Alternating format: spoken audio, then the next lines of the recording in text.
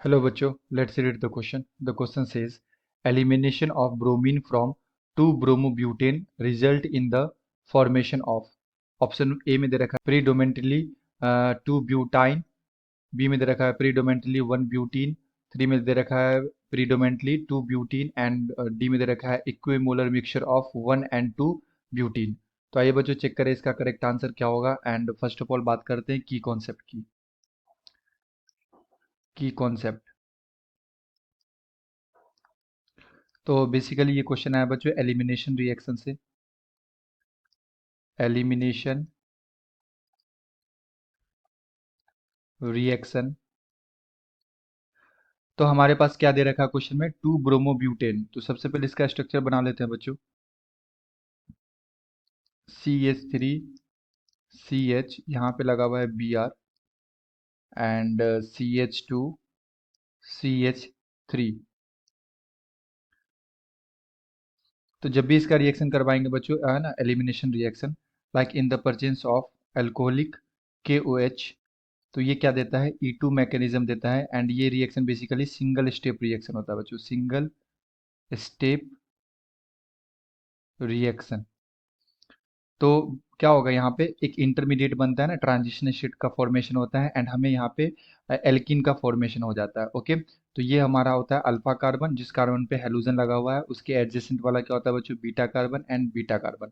तो अल्फा से होता है हेलोजन एंड बीटा पोजीशन से हाइड्रोजन क्या होते हैं रिमूव होते हैं एंड एल्कीन का फॉर्मेशन बन जाता है। तो अगर मैं यहाँ पे इसका ट्रांजिशन स्टेट बनाऊं तो ये बनेगा लाइक CH3CH, है ना, ये बॉन्ड ब्रेक करेगा Br के साथ एंड इसके एडजेसेंट वाले कार्बन पे लाइक यहाँ पे जो हाइड्रोजन है बच्चों ये बेस के साथ कंबाइन करता है। ओके, तो हमारे पास बेस क्या है OH माइनस, तो ये OH माइनस के साथ क्या करेगा कंबाइन करेगा एंड यहाँ पे कार्बन एंड कार्बन के बीच में क्या होता है डबल बॉन्ड का फॉर्मेशन होता है। तो इस तरह का ये बनता है ट्रांजिशन स्टेट, ट्रांजिशन स्टेट।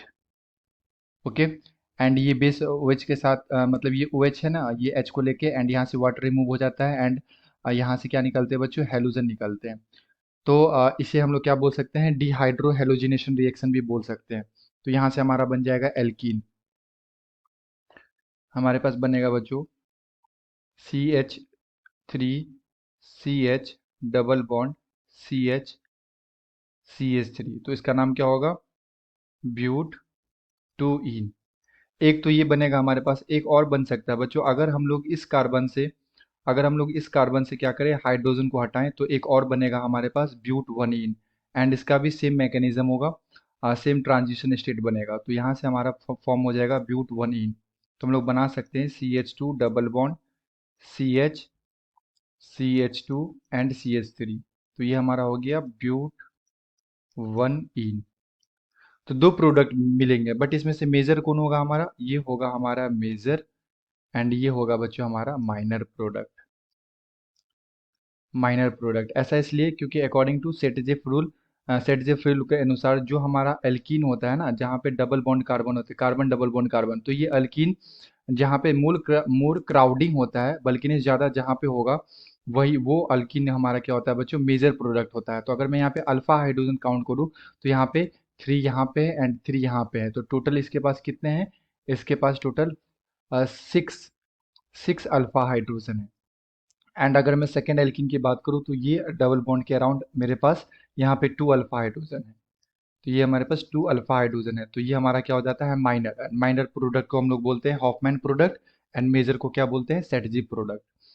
तो अगर मैं यहाँ पे ऑप्शंस की बात करूँ बच्चों तो यहाँ पे ऑप्शन नंबर लाइक सी में दे रखा है predominantly 2 butene is the major product, क्योंकि जो हमारा ब्यूट टू इन है ये मेजर प्रोडक्ट होगा क्योंकि यहाँ पे बल्किनेस क्या है डबल बॉन्ड के अराउंड ज़्यादा है, सो ये ज़्यादा स्टेबल है। ओके, सो ये हमारा हो जाएगा मेजर प्रोडक्ट।